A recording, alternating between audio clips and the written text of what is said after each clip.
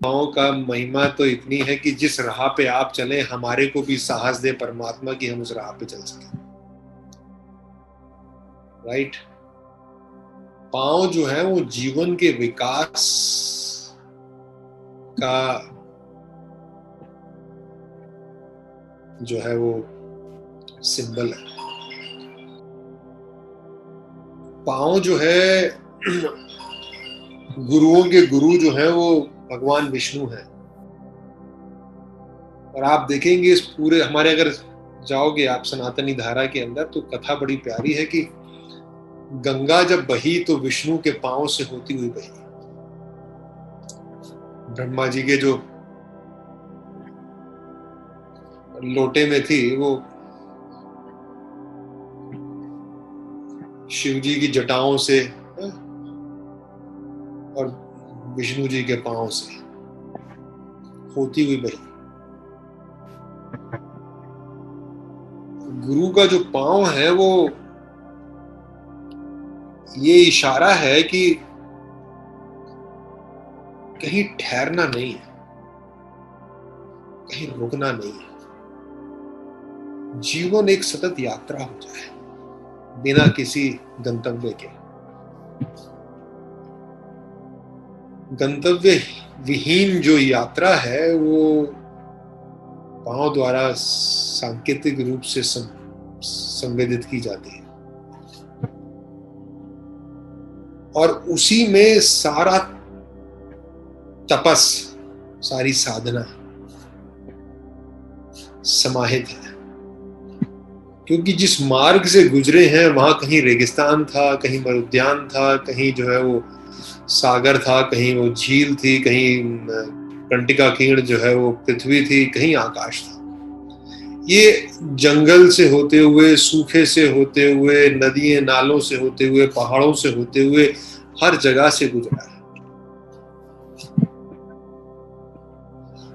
इसलिए हम लोग जब पाँव की बात करते हैं गुरु के तो हम ये पाते हैं कि इस पूरी यात्रा से गुजरते हुए भी आपके पाँव कितने, अरे पाँव की जब रूपक दिया जाता है तो उसमें ये निहित है कि पाँव जो है वो कोमल है।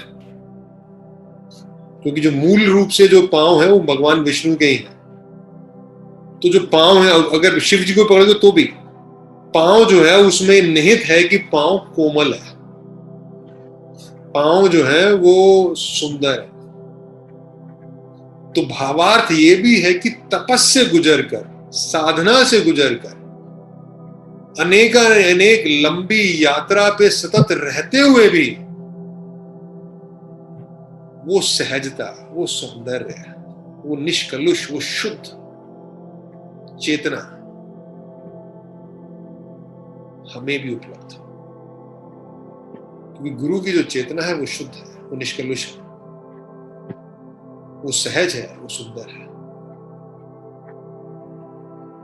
तो पाँव का जो रूपक है वो उस सौंदर्य को, उस सहजता को, उस यात्रा को समाहित करता है जिस यात्रा पे चलने की प्रेरणा आपने ली है, जो मिल रही है, जो आपका लक्ष्य है। लक्ष्य यानी लक्ष्य विहीन यात्रा।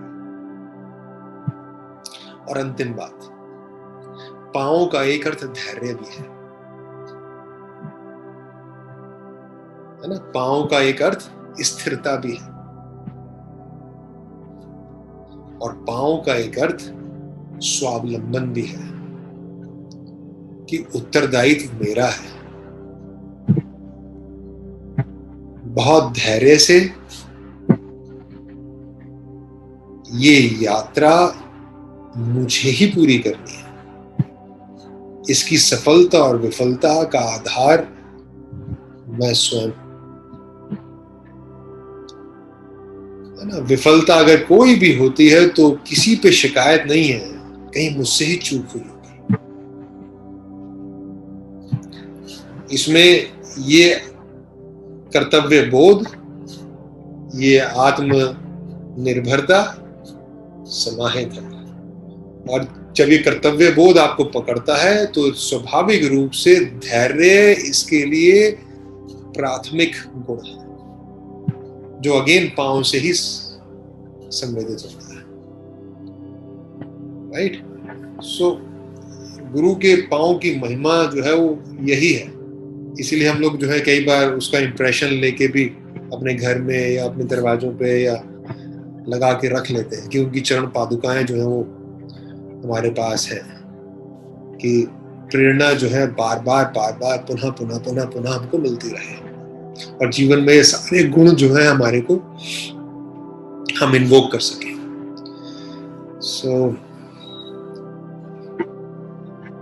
इसलिए कहते हैं ना कि अगर हनुमान चालीसा भी पढ़ोगे तो आपकी कि गुरु के चरण की जो रज है, जो उसकी मिट्टी है, उससे मैंने अपने मुख को सुधारा है।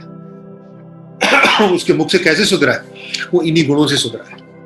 सतत विकास की ओर उन्मुख रहना, सतत यात्रा में रहना, गंतव्य विहीन यानी बिना काम बिना इच्छा, एक वैराग्य भाव से यात्रा करना, जहां धैर्य है, जहां स्वावलंबन है, आत्मनिर्भरता है, उत्तरदायित्व है, राइट, और सहजता है, सौंदर्य बोध है, शुद्धता है। जब गुरु की रज से जो है वह उनके चरणों के रज से,